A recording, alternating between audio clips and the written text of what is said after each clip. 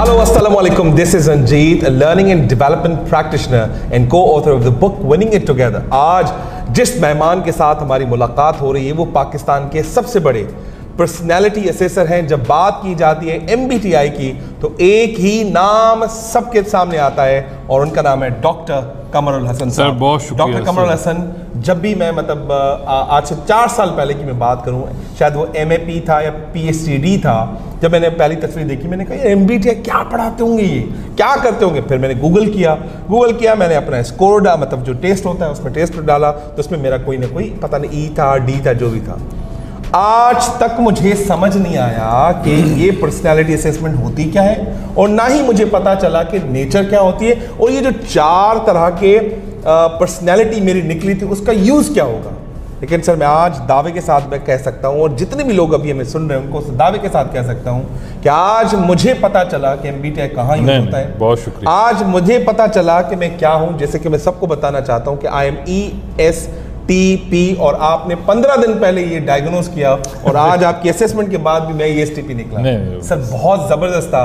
मजीद मैं चाहूँगा कि जो मेरे ऑडियंस है वो जानना चाहती है MBTI होता क्या है, कहाँ काम आता है, क्यों काम आता है। This is a question from your side sir. नहीं, बहुत शुक्रिया आपका। देखें MBTI क्वेश्चनेयर है। MBTI is a questionnaire. मैं इसको एक साइंस कहता हूँ। MBTI एक साइंस है जो इंसानों की किस्मों को समझने के लिए इस्तेमाल होता है। पर्सनैलिटी टाइप्स होती हैं, इंसानों की किस्में होती हैं। अच्छा, ये जो इंसानों की किस्मों का कॉन्सेप्ट है यही हमें बड़ा अननेचुरल सा लगता है, यकीन नहीं आता। लेकिन ये अजीब सी बात है, यानी कि अल्लाह ताला ने जिस तरह जानवरों की, फलों की, सब्जियों की किस्में बनाई हैं और उन किस्मों की वजह से उन फलों को और सब्जियों को और जानवरों को जानना आसान हो जाता है। ज़बरदस्त। इसी तरह इंसानों की भी किस्में हैं और इंसानों को भी जानना इतना ही आसान है जितना कि हम किसी और चीज़ की टाइप्स को, उनकी टाइप जान के जान सकते हैं। तो ये जो साइंस है ये कार्ल यूंग ने असल डिस्कवर की।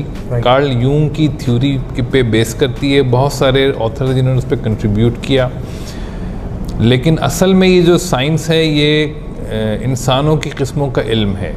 अच्छा, इंसान अच्छा इंसान में जो असल ये नॉलेज हमें देती है वो ये कि ये इंसान की जो फितरत है ना उसको डिकोड करती है।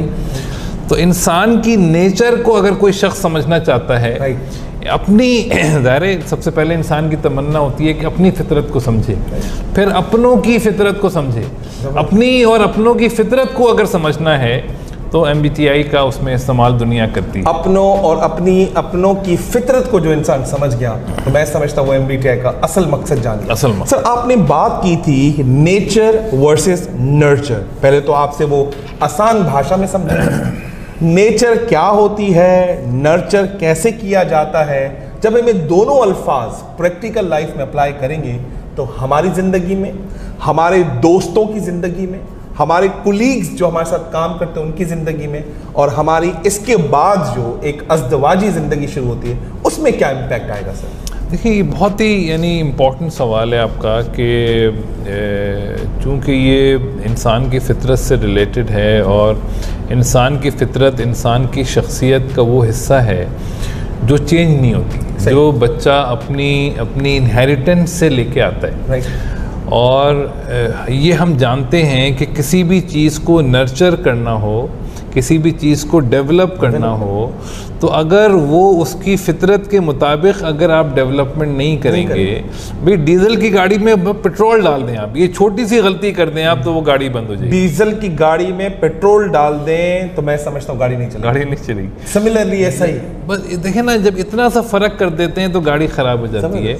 तो इंसानों को जब हम उनकी फितरत के अगेंस्ट लेके चलेंगे तो क्या होगा, इंसान का बस्ट आउट हो जाएगा। सर बस्ट आउट हम कर रहे हैं, हम अपने बच्चों को बस्ट कर रहे हैं। हम बच्चों को भी चलें सर, बात की चीज़ है, हम अपने आप को खुश नहीं रख पा रहे। हम अपनी फितरत को ना समझ के, हम अपने आप से बेबहरा होके दुनिया को जान लिया इंसान ने, वो अपने आप को जानने में वक्त खर्च करने को तैयार। इंसाइक्लोपीडिया पढ़ लिया, विकीपीडिया पढ़ लिया, ब्लॉकचेन पढ़ लिया, क्लाउड पढ़ लिया, उसके बाद आने वाली आर्टिफिशियल इंटेलिजेंस पढ़ ली। नहीं पढ़ा तो इंसान ने अपने आप